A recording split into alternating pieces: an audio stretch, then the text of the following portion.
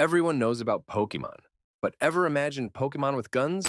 Welcome to the world of Palworld, an open-world game inspired by Pokemon where you can integrate elements of battle, monster capturing, training, and base building.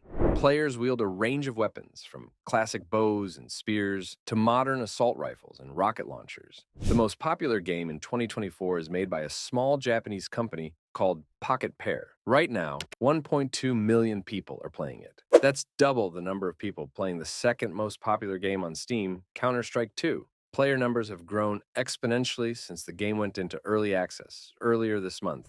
And on Xbox alone, it reached a peak of nearly 3 million daily active users. Even Counter-Strike, which has been around for 24 years and is famous for its esports tournaments, there are more than 600,000 players playing the game. What made Palworld so popular? Firstly, Palworld is an inspired open-world game from Pokemon, which many of us have always wanted. The game is not like other survival RPG games. You can practically do anything, from catching monsters to building bases, training them, mating them, fighting battles, and much more. Every single Pokemon lover was a bit hyped for the game because it's Pokemon with guns, something unique. But it wasn't known that it would become so viral and popular. Pokemon with guns. These three words were enough to spark curiosity among players about what new, unique features the game would have. Secondly, Palworld had the most successful launch in Steam's history. Within the first 24 hours, it skyrocketed to the top 10 selling games ever on the platform.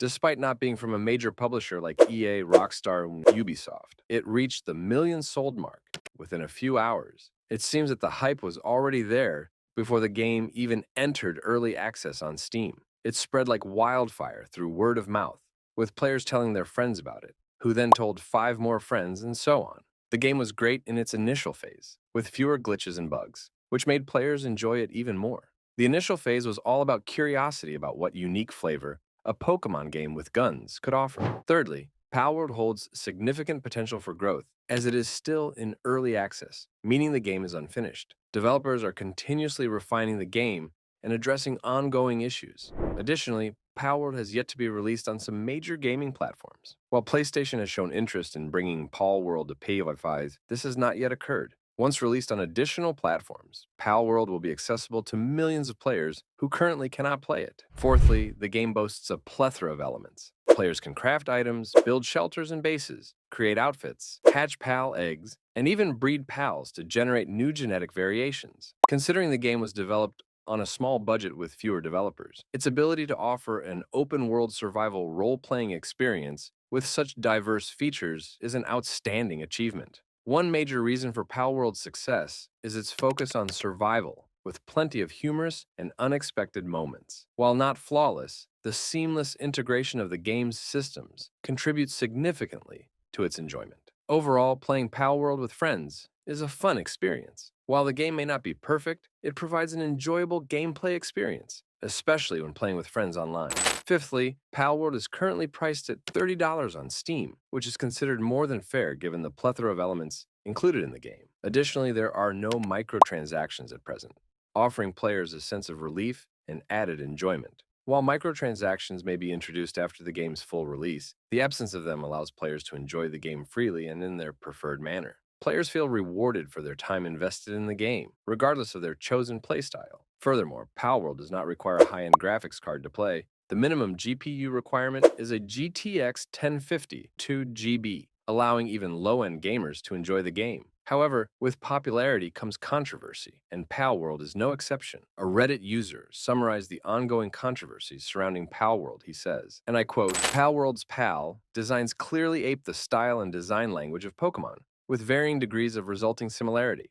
This has made some people big mad, throwing around claims of plagiarism and copyright infringement. One person even went so far as to compare the model mesh of a particular PAL to of a particular Pokemon. Say, look, Pocket Pair literally stole the model. Then that person admitted to rescaling the PAL model to match the Pokemon and claimed it was a joke. The reality is that aping a style and design language isn't copyright infringement. Neither is making a creature design that's similar to, but still different from, some other design. Conceivably, someone might get into trademark infringement if a design was clearly just e.g. Pikachu. But again, similar to is not enough. It would have to be so similar that people could be confused about whether It's actually Nintendo Pokemon, company Game Freak's design. Some people are accusing Pocket Pair of using AI to create the PAL models or do the concept art. Their evidence consists of the head of the studio or the like making comments to the effect of AI could do interesting or useful things. And they had released a game that used AI art as a mechanic in the game. That's it. Some people are angry because very little in Palworld, when you look at the parts in isolation, is actually all that original. Other games have done nearly everything Palworld does. What Palworld does is glue them together in a novel and fun way. This, plus the fact that Palworld has been so successful, has made some people really big mad. The emergence of Palworld has certainly caught the attention of gamers and critics within the survival crafting game category, as it stitches together familiar threads from successful predecessors. It forges its own identity and expands the genre. The game borrows the collection and battling concepts from Pokemon, but it amplifies the survival aspect to create a contrasting, potentially more mature gaming environment.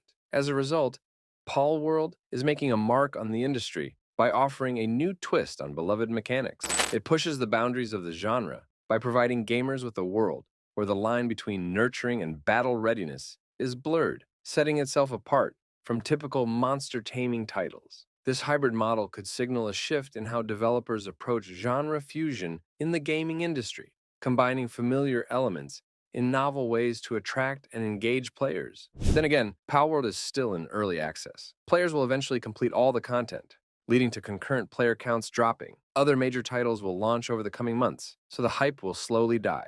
Pocket Pair has announced plans to add PvP, raid bosses as end-game content, cross-platform play, and improved building mechanics while addressing the various bugs. However, it may take sufficiently large content to see concurrent player numbers like this over the next year or so, while it remains in early access. Nevertheless, in the here and now, Palworld continues to ride the hype train to higher sales numbers. It not only proves that a competitor can come along and make it big against an established dynasty like Pokemon, but that a smaller developer can find unprecedented, overwhelming success out of nowhere. Whether it's considered a fluke or a flash in the pan, the numbers are in Palworld's favor. How long it can keep up that momentum remains to be seen, but for now, it's unstoppable.